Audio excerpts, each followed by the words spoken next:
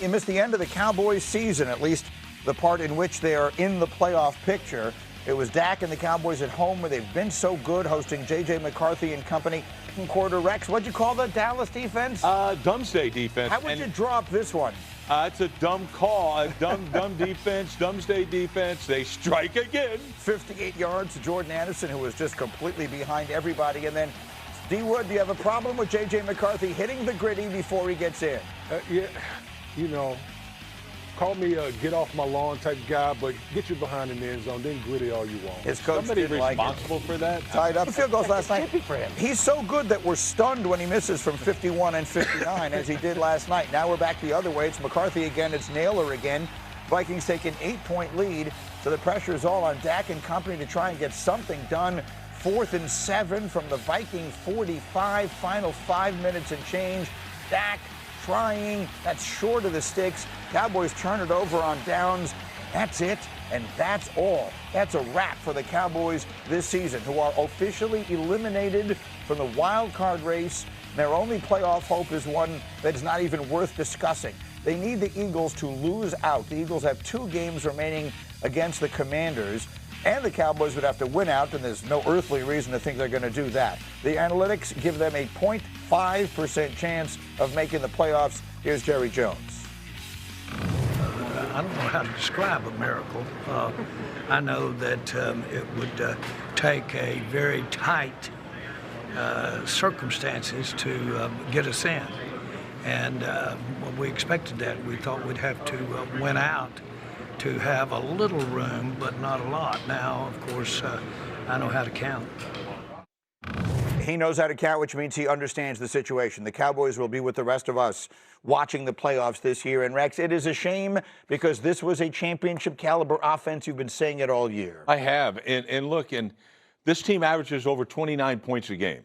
All right? This will be the 4th time in the last 30 years that a team that averages 29 points or more does not make the playoffs. So who's that on? Who is it on? Is it on the defensive talent? Is it on the trading away of Micah Parsons? Is it on the defensive coordinator who's Matt Eberflus? Keep going. Yeah, I would say I'm going to say all of the above. Yeah. You can put them all down there as long as it's something with the defense. And because that thing has been atrocious. And look, they made J.J. McCarthy look like Fran Tarkenton yesterday, all right? And quite honestly, he's been struggling, but I will say that he did play well. Yeah. And look, Dallas has played better defensively. They had to have. They were the worst in the league, maybe in the history of the league. So they're playing a little better, but come on, man. Like, and moving forward, are you confident that this team can get better running with the same players and the same defense? I'm not. That is the question, Shefty. So as we sort of project forward, look, it's no secret we talk a lot about the Cowboys on this program. I make no apologies for it. There isn't any reason to talk about them much the rest of this year. But as far as going forward into the future, the questions will be about George Pickens. The questions will be about rebuilding a defense that, while they made the big acquisitions, continued to let them down as their season was on the line here. What does the future look like? They are significantly over the cap right now, about $78 million. But they've accounted for all this, and there are ways to easily get down that they've planned for. It's not like you'd look at that number and say, that's daunting, they can't do anything, they're financially strapped. They're in a tough spot. They've made sacrifices, but they will be able to make some moves. Again, not as many as you'd like. They did recoup some draft capital along the way for all the players that they traded away, gave some of it back. But the Dallas Cowboys this year, Greeny, gave us as much as we could possibly want. They outlived their diagnosis. Like, we thought they were dead on arrival early in the season. That's true. They were given a few weeks to live. They lasted until December 14th. Should they have been better, though, is the question. Yes, to your point. They look done. They make the trades at the trade deadline. They win a couple of games. They beat the Eagles. They beat the Chiefs. It looks like fun. And then all of a sudden, from that point forward, it just fell completely apart. John Fink, who's a coordinating producer, asked me a question. I'll ask it to you. Do you consider their season a failure? Yes, I do. Relative to what they should have been? Yeah, absolutely. And listen, I don't think, this was obviously it's a flawed team, particularly on the defensive side. Even with Michael Parsons, we've seen not only in past years they weren't playing up to par with a guy like Michael Parsons. So I think when you look at this Dallas Cowboys team, you got to look at everything. You got to look at the scheme, is the right defensive coordinator in place, personnel, all those type of things need to be evaluated because, man, you're just wasting the way Dak has been playing this year and the offense that they were able to deploy. I mean, you score almost 30 points a game and you can't find yourself in the postseason. That's terrible. Right. Well, see, there's where I look at it half full. I look at this as it was a huge success because you found the right head coach. It was a huge success because you have a Super Bowl caliber offense now. But it was an epic fail on this defense. And Jerry Jones, you're part of the blame. You hired Matt Eberflus.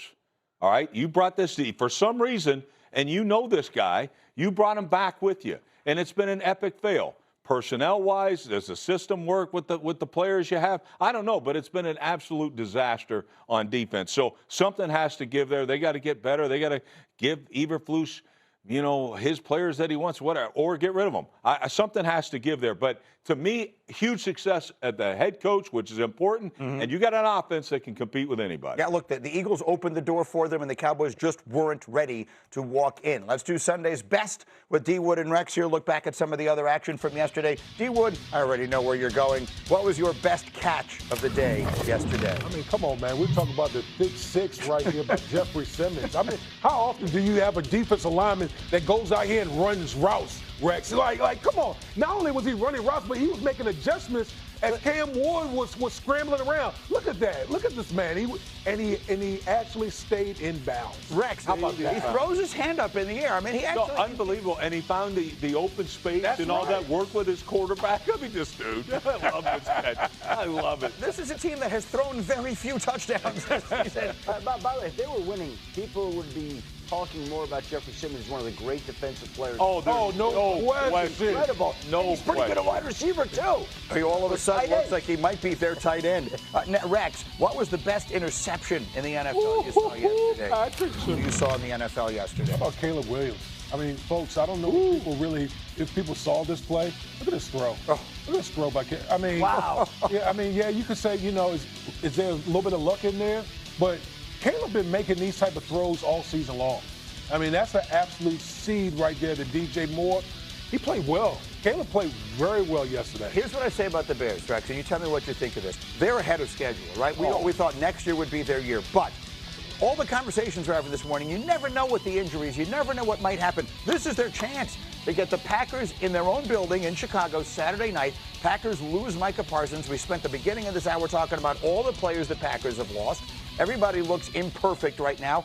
I think if you're the Bears, you have to go into this thing right now thinking, this is not house money. Why not us? Why can't this be their year? Oh, 100%. And that injury to Micah Parsons leveled the playing field. So to me, absolutely, you're sitting back, are they ahead of schedule? Oh, my goodness. Yeah. They're way ahead of schedule. Greeny, I remember you saying it'll be a successful season if we see improvement from Caleb Williams. Well, go ahead and check that box. I mean, but they run the ball better than any team in the league. And I don't care where they have to play in the playoffs. And, oh, by the way, they may wind up winning the division. They're still very much in it to be the 1 seed. But I don't care where you play. 1 seed. They could be, easily. They have 4 losses right now. I know. They're sitting right there. It's amazing to think about. And they do the things that you do. Primarily, they run the hell out of the ball, and that's what it takes. Who am I talking to? And it's amazing. But coaching matters. The thing is right here, that was the big move. They got the great coach, and they improved. Every one of their players improved. And by the way, they had a plan, and they go in, they hit on every one of those free agent offensive linemen. It went from a weakness to a strength, and that's why they're in the position they're in. They have been the team that seemed to get almost everything wrong for a long time. It looks like right now, all these decisions they made in the offseason, they look like the team that got everything right. We talked about a lot of teams. They set it up to protect and build around their franchise quarterback to make him happy. Who hasn't done that? A lot of these other teams, Cincinnati and these others. Okay, as we continue, just call